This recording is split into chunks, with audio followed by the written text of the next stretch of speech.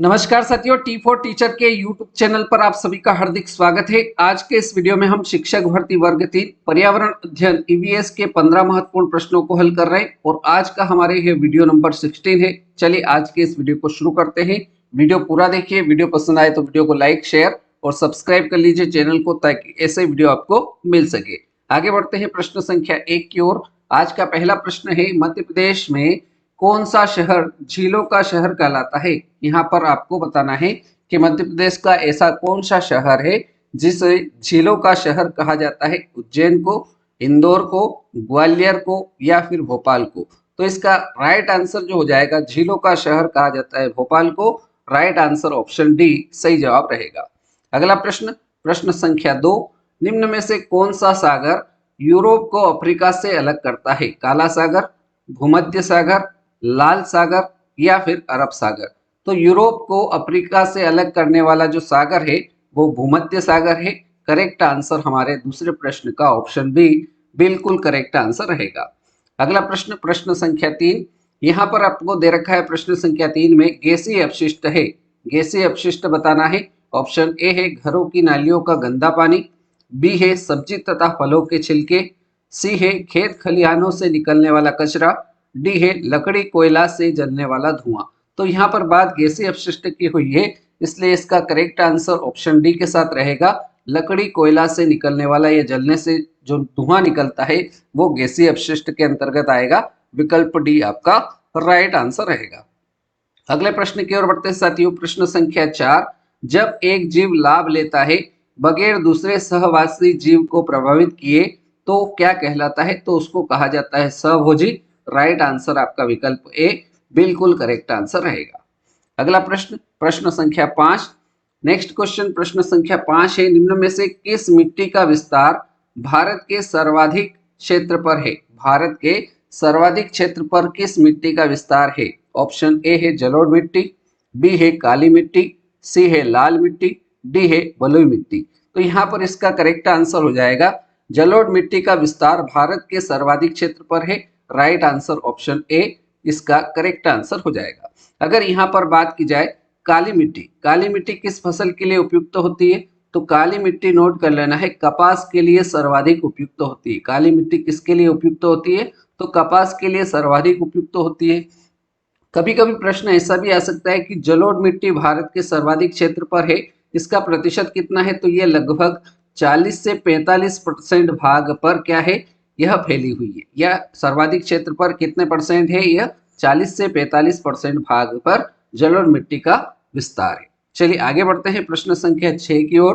प्रश्न संख्या 6 है, पौधों में अर्धसूत्री विभाजन होता है पराग कणों में, मूल शीर्ष में, तने में या फिर पराग कोश में। तो इसका करेक्ट आंसर हो जाएगा साथियों, पौधों में अर्धसूत्री विभाजन पराग कोश में होता है। इसका राइट आंसर ऑप्शन डी सही उत्तर हो जाएगा।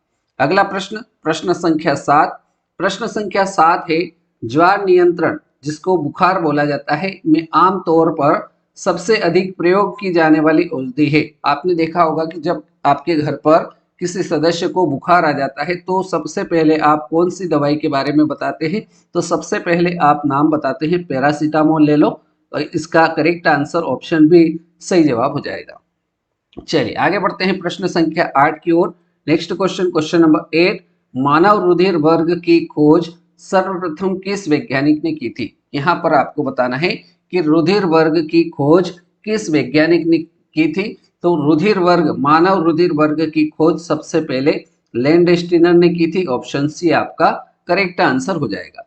कब की थी, अगर ऐसा प्रश्न आ जाए तो आपको नोट कर लेना है 1901 में लैंडस्टीनर ने मानव रुधिर वर्ग की खोज की थी।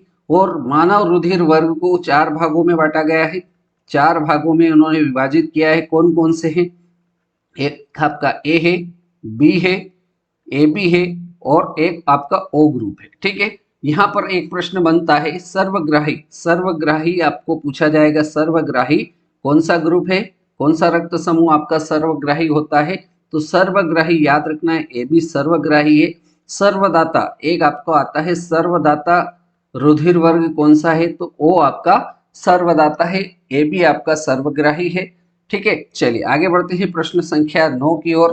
प्रश्न संख्या 9 है, दही निर्माण हेतु कौन सूक्ष्मजीवी उत्तरदायी है?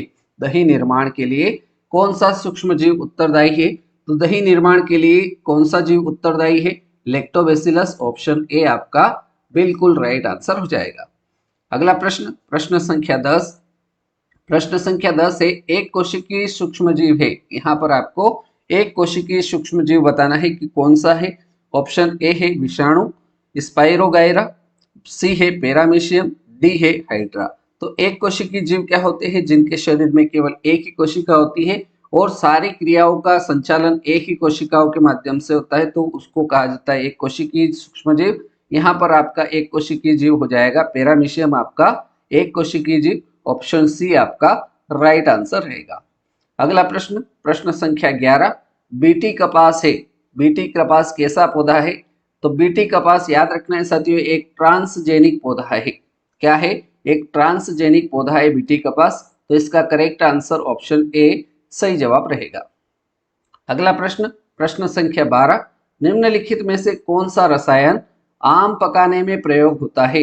यहाँ पर आपको उस रसायन का नाम बताना है जिसका प्रयोग आम पकाने में प्रयोग किया जाता है। ऑप्शन ए है कैल्शियम हाइड्रोक्साइड, ऑप्शन बी है कैल्शियम कार्बोनेट, ऑप्शन सी है कैल्शियम कार्बाइड, ऑप्शन डी दे रखा है कैल्शियम क्लोराइड।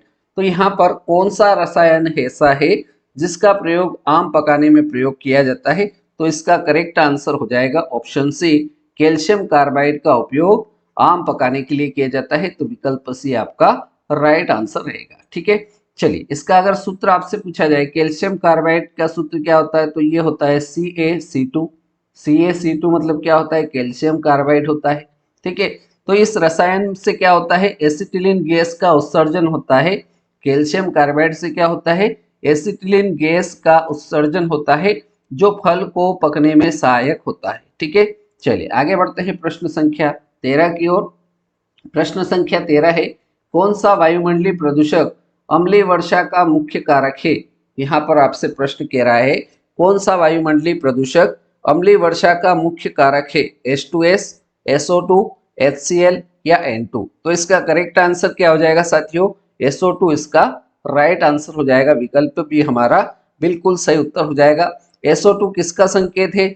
अगर आपको यहाँ पर SO2 दे दिया है या कभी कभी आपको नाम दे दिया जाएगा तो इस SO2 का मतलब होता है सल्फर, सल्फर डाइऑक्साइड। क्या होता है? SO2 मतलब सल्फर डाइऑक्साइड। ये भी आपको याद रखना है। ठीक है, चलिए आगे बढ़ते हैं अगले प्रश्न की ओर। प्रश्न संख्या 14। प्रश्न संख्या 14 है, इनमें से कौन सा सही नहीं है? यहाँ पर आपको दे रखा है छऊ, ये झारखंड का है, बिल्कुल सही है। ऑप्शन बी दे रखा है करगम, ये तमिलनाडु से संबंधित है, बिल्कुल सही है।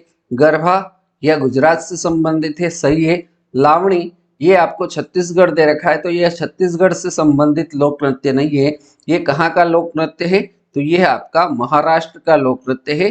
तो आपको बताना था कौन सा सही नहीं है, तो विकल्प डी आपका सही नहीं है। ऑप्शन डी हमारा करेक्ट आंसर हो जाएगा।